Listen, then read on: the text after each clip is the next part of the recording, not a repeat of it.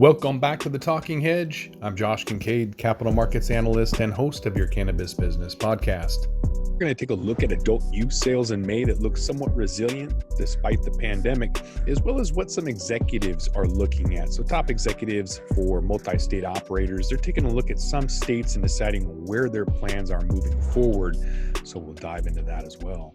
So with more than 2.5 months into the pandemic, cannabis sales in 5 of the nation's largest recreational markets are a mixed bag, but sharp sales increases in Oregon and Washington state, 2 of the mature markets, driven by demand from in-state residents rather than tourists, suggests that marijuana consumption is rising during this pandemic, but indicating that cannabis industry at large is likely well positioned to weather a prolonged period of economic stability. That has been one of the very interesting things about Washington state is that we don't have a lot of tourism. And so sales here have been relatively flat, or at least they look normal, whereas in places like Nevada have absolutely plummeted. And even in Colorado, a lot of tourism dependent on cannabis sales. So not a great market overall unless you're in the pandemic, apparently here in Washington state. But since March, the pandemic has hit the U.S. in earnest. So adult use cannabis sales in Oregon and Washington have surged, but Oregon's sales increase are especially notable, up nearly 60% since May of 2019 and breaking the $100 million mark last month for the first time since the market launched in 2015. Oregon's an interesting market. They had a glut of about 1 million pounds. That's the equivalent of 1 billion joints. And so maybe that's kind of moved out of the way in new strains or some new product has hit the market that people actually want to buy. Not really sure. But while the gains in Washington state aren't quite as dramatic, sales in March and April and May have increased by average of 28.5% over the same months a year ago. I attribute that a lot to flower hoarding. We've seen a dip in topicals and even pre-rolls and concentrates to a certain degree, while a bulk of flowers increase. So I really think that people are hoarding the flower, but overall, I think sales will even out. But again, we're gonna have to wait and find out. So for context, Washington state's adult use cannabis market generated $1.1 billion in 2019. That was up 8% since 2018, meaning that the 2020 sales growth rate so far is roughly 3 times last year's rate. In California, Colorado, Nevada, however, it's clear that the pandemic has been a drag on each state's adult use cannabis market. Because of tourism playing a larger role in those markets, it's possible that consumption by in-state residents is increasing even while overall sales fall. I spoke with Happy Cabbage Analytics about California sales, and online sales in California have a minimum of $60, but apparently everyone was spending twice that. So an average basket size of $120. So definitely locals are picking up for the lack of tourism. Just not sure how long that's going to play out. In Colorado, for example, medical marijuana sales, which consist solely of transactions involving in-state residents, eclipsed 36 million in April 2020, an increase of 31% over April 2019, and the strongest month of medical marijuana sales since August of 2019. Las Vegas is one of the most popular tourist destinations in the world, closed to outside visitors in mid-March. While 80% of adult use cannabis sales in Nevada take place in Clark County, where Las Vegas is located, adult use sales in the state for May fell 25% compared to the same month last year. Not really sure what's happening in California. It's a relatively new industry. There's a lot of new challenges, including high prices, lack of retail stores, and an entrenched illicit market. So it's possible that consumers are opting to purchase from that illicit market rather than the legal space, as it's more cost effective and easier to access.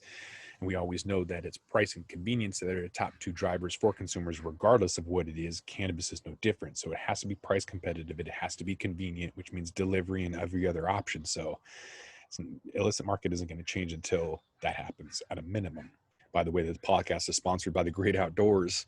Now taking a look at top executives from marijuana multi-state operators detailing their favorite cannabis state and markets and their plans going forward. So starting with Forefront, Chris Kane is the president. And so when asked what are the top 2 or 3 states for U.S. markets, either medical or recreational or both, that you're bullish on for 2020 and 2021, and Chris Kane of Forefront answers with Illinois, Massachusetts, and California. Follow-up question is, why are you keen on these states? So Forefront likes Illinois, Massachusetts, and California because all 3 are emerging adult use markets, but with very different market conditions that have us optimistic. The number of Illinois licenses means that all existing operators should do quite well. The only real constraint is supply, keeping up with demand, which has begun to improve and will continue to do so with coming months and years. Massachusetts does not have the same limited licensing environment, but the extremely challenging regulatory environment means that those that are able to get licensed should do quite well. California is not for the faint of heart. There's a lot of regulatory structures that have largely prevented the industry from reaching close to its full potential, and the illicit and gray markets are still strong, proving more competitive than other legal operators. Forefront's focus is using automation to produce consumer good products at a price point that will be competitive with illicit market products, which they believe will be ultimately a strategy that determines who wins out in that state. And we'll be doing a follow-up from January when we did a podcast on automation and how we thought the industry would be moving forward. And there's a topic about cannabis growers using technology and automation to cut costs and promote safety amid a downturn. So look for that next week. All right, next on this quick list is Acreage Holdings. So the Chief Operating Officer, Robert Denio of Acreage Holdings, was asked the same question about which markets are you looking at, and he mentioned New York, New Jersey, Pennsylvania, Connecticut, New Hampshire, and Maine.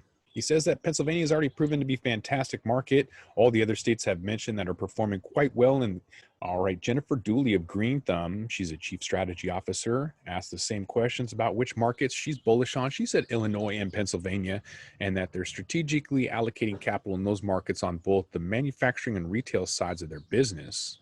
When asked why, she said in April, the adult use cannabis sales remained strong in Illinois during this crisis that reached over 37 million, topping sales from the previous 2 months. And that Pennsylvania continues to be a growth driver and top priority with large medical programs and the potential to transition to adult use. Next up is Steve White. He's the CEO of Harvest Health and Recreation. He's bullish on Arizona and Pennsylvania. In the home state of Arizona, the number of qualified patients exceeds 3% of the population, and they anticipate voters will approve the ballot initiative supporting adult use consumption in Arizona in November of 2020. They've also seen strong growth in Pennsylvania in 2020 despite supply constraints and safety measures implemented in response to the virus. They're expecting Pennsylvania market to continue to grow into 2021 as the numbers of qualified patients grows as more product supply comes online to meet patient demand. Next up is MedMen, the Chief Financial Officer, Zashin Hyder. So he mentioned that he's bullish on California. Overall, they continue to be bullish on all the markets that they have a presence in, including the recreational market of Nevada and Illinois, and the medical markets of Arizona, New York, and Florida.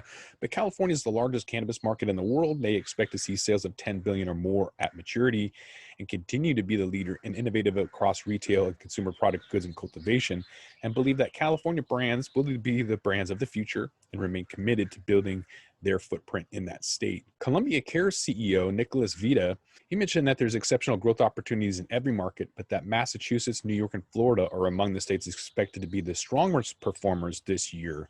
But the list of markets to watch includes Virginia, New Jersey, Ohio, Pennsylvania, and Delaware. When asked why, he said in Massachusetts, they're delighted to report that demand has been very strong among both adult use and medical consumers. They mentioned they are the market leader in New York, and then that Florida is one of the largest and fastest growing markets in the country with plenty of room for expansion. I didn't hear anybody coming into Washington or Oregon and taking over some distressed assets for pennies on the dollar, but maybe that's a private strategy they're not willing to throw out. We'll just have to wait and find out. With that, we're going to roll this one up. I'm Josh Kincaid. This is the Talking Hedge. Don't forget to like, share, and subscribe, or don't, and I'm out. Don't forget to smash that like button on your way out and check out these other videos that we've got.